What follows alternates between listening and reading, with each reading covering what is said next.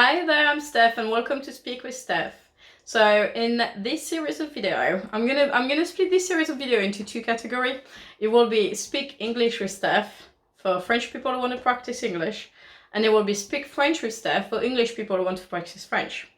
And I thought the best way to help you prepare potentially for a trip to France if you're going on holiday for business or whatever. For holiday probably at that point, because I'm about to talk to you about shopping.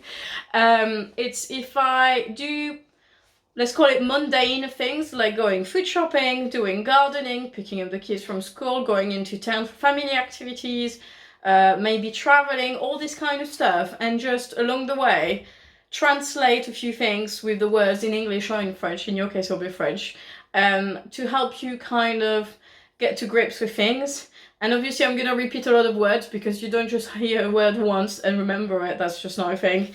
So to give you a bit of background about me, I'm 37. I lived in France for 22 years and I've been in the UK for about 15 years. And before I came to the UK, I learned English. Well, first I learned German for 10 years at school. And then I learned English for 8 years and I had a diploma or HND equivalent to become a trilingual secretary. So I was nowhere near proper trilingual, but I was more trilingual than most people in France, I suppose. And I moved to England about 15 years ago, and I met my husband when I came for work placement, basically, and then I got married, and I now live in the UK. And I remember finding it so difficult. When you're at school, you learn words, but if you don't practice them, it's just really hard, like particularly when you think in your mother tongue. So in my case, I was thinking in French. It makes it so hard because I remember taking forever to put one sentence together. And I remember that frustration. I remember how hard it was. I remember when I moved to the UK and my husband only speaks English. And I was invited to like parties to socialize and stuff. And after an hour, I'd have like the biggest headache because all I heard was English and my brain was constantly, trying to put things together, trying to understand. There was a lot of guessing work as well. We found out over the years that there were a few things that I misunderstood at the time, and that's all right.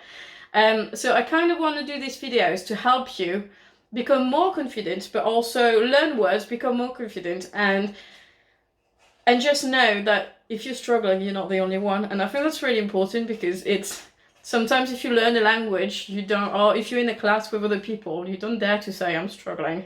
And I want these videos to be supportive and helpful. So if there's anything you would like to ask me, put it in the comment section so that I can respond to you, but also share it with others, because the chances are you're not the only one feeling the way you're feeling if you are. So, today's video will be Speak French with Steph, because I'm going to speak to you in English but give you the translation of word in French. And one of the most common things that we do most weeks, my idea with the picking common situation is that you can learn words that will be useful for any situation if you go to France, basically. And I thought me coming back from food shopping is probably ideal. So I have all my shopping bags and stuff on the floor, and I'm gonna unpack. So you're gonna unpack with me, and I will translate the words that I think will be the most. Well, I'm probably going to translate quite a lot of words because I think there's quite a lot that will be interesting. So I probably will be doing a bit of editing because there will be a bit of noise with the freezer opening, closing, but hopefully you get the idea. So let's start with the cold. Balbans. It's not actually something I've ever had in France, so I don't know how it's called in French, but I'm going to guess, and I just realized we bought two different flavors. That it's probably called bao. Alright, so this is minced beef, obviously in English. In French it's viande hachée. And we don't say bœuf haché, we say viande hachée, as in minced meat rather than minced beef. And I don't know why, because you can buy minced pork as well. But yeah, it's viande hachée, minced meat. That's not something you're likely to find in France. I don't think I've ever seen bacon in that shape when I was younger. But that's bacon. And in French it's bacon. And we spell it exactly the same way, B-A-C-O-N, but we just say it the French way, bacon. We also have a chicken drumstick. So in French it's pilon de poulet. It's drumstick of chicken. Quite funny when you start thinking about your own language. Okay, that's bacon again. I don't think I've seen bacon like that in France. You can buy what we call lard, like a thick piece, but I don't remember seeing it sliced. But don't mind me, I've been living in England for 15 years, so maybe I'm wrong. And this is black pudding in English, and in French it's called boudin noir, which is the translation, I suppose, would be black sausage. It's the same, it's blood sausage as well, but it's not called pudding because pudding is more like a dessert technically. Like when I think pudding, I think desserts, unless it's Yorkshire pudding, and that's still a whole different story. But in French, it's basically black sausage, boudin noir. Obviously, you know that one. Oh, pain au chocolat, and not pan au chocolat like my husband says it. And this one, my favorite is a pain au chocolat personally, but started defrosting on it. But anyway, this one is croissant and not croissant, like I hear a lot of people say. Okay, so that's a good one because before I came to England, I'd never seen milk like that, and I don't know. I went to Germany, and I don't remember the milk was in that format either, and I don't remember the milk was fresh, but I may not have seen it because I didn't know what it was. In France, I've never had fresh milk, and I'm used to it now, but the taste is an acquired thing. I'm going to put it in the fridge while I talk. And the first time I had fresh milk in England, I actually thought it went bad. I said to my husband, the milk's gone bad. And he's like, no, that's what it tastes like. And I was like, all right. So milk is in French is lait. Le lait.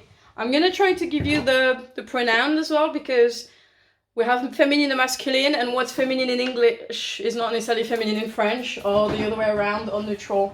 So le lait is masculine, not... what is milk in English? There's no gender for milk, is there? Le lait. Anyway. Alright, that one is orange juice. In French, it's jus d'orange.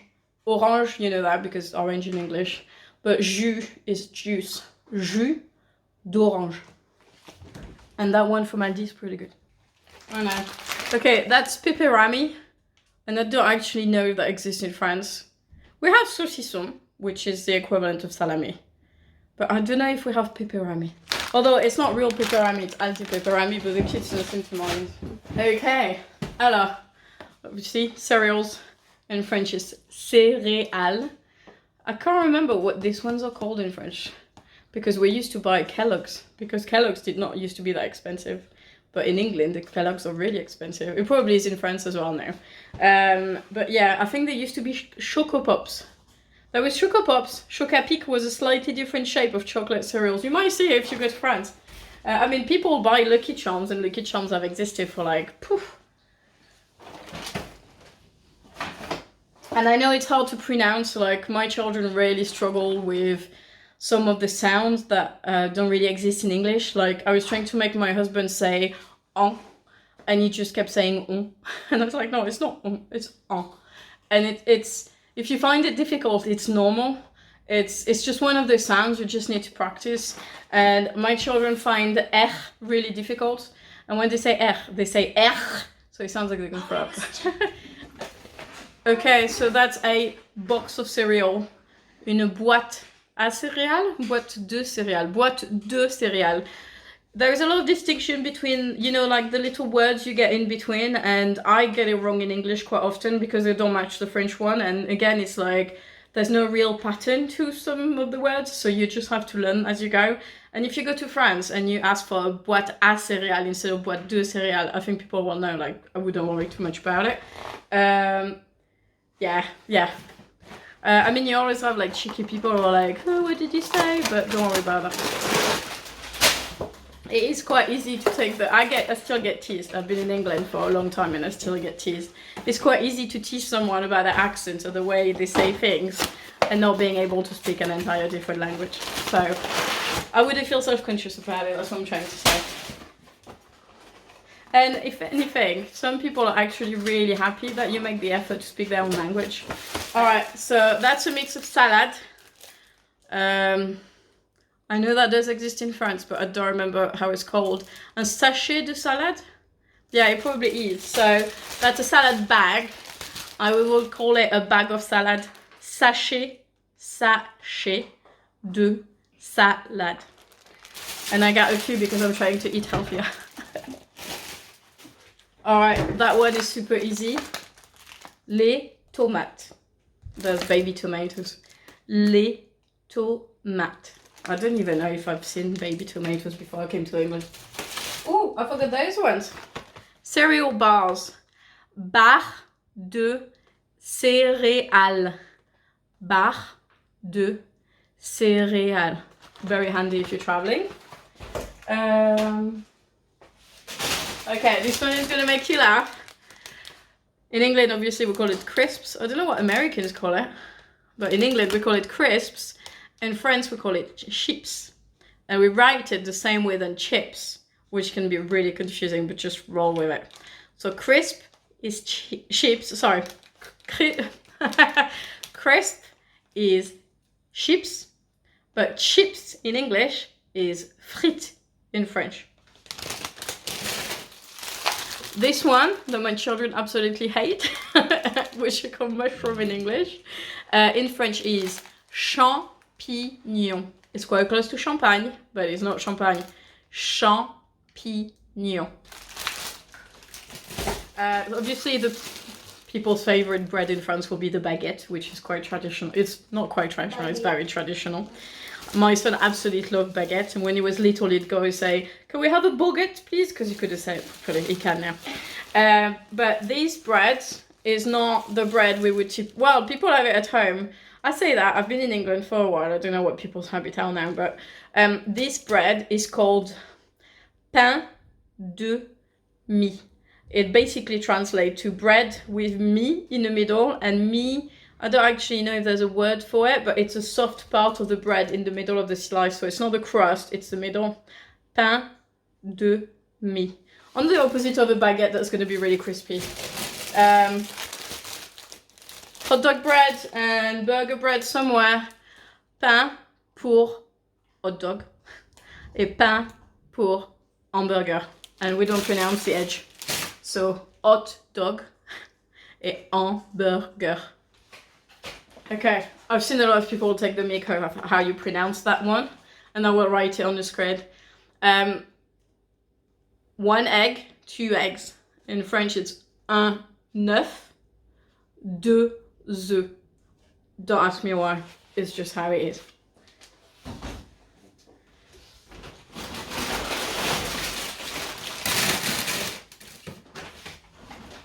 Okay, so we moved to a different area of the kitchen.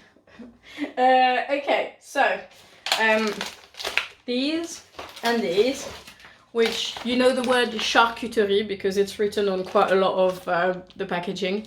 Charcuterie.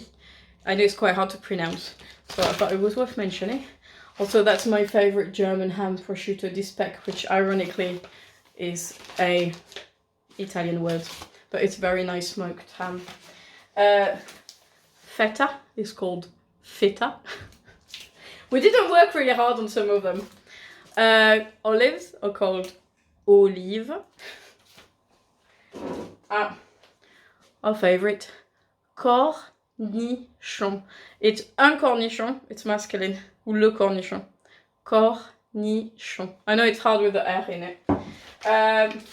Sausages, but it's not any sausages because this one are called... We tend to call them knacky. Knacky, I think, is a brand. But it became like, it's one of these words that became, you know, like for a vacuum, you'll say a Hoover. And for a Frankfurter sausage, we tend to say it knacky. But I don't know how we call it otherwise.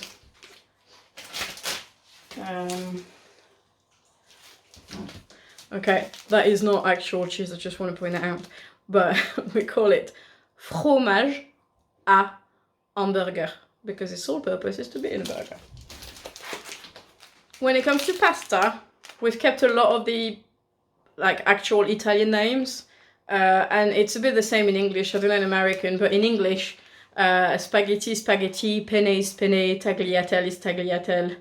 I mean, there's a whole heap of them. If I start telling you the name of pasta, will never end. But we tend to keep the way Italians call their pasta. We keep that. So thank you very much for watching. I get kicked in. I get started with the first video, and there will be more coming. I'm hoping maybe one a week. I'm not sure. Just if you subscribe to the channel, hit the notification bell, and when there's next video, you'll know. Thanks for watching. Bye.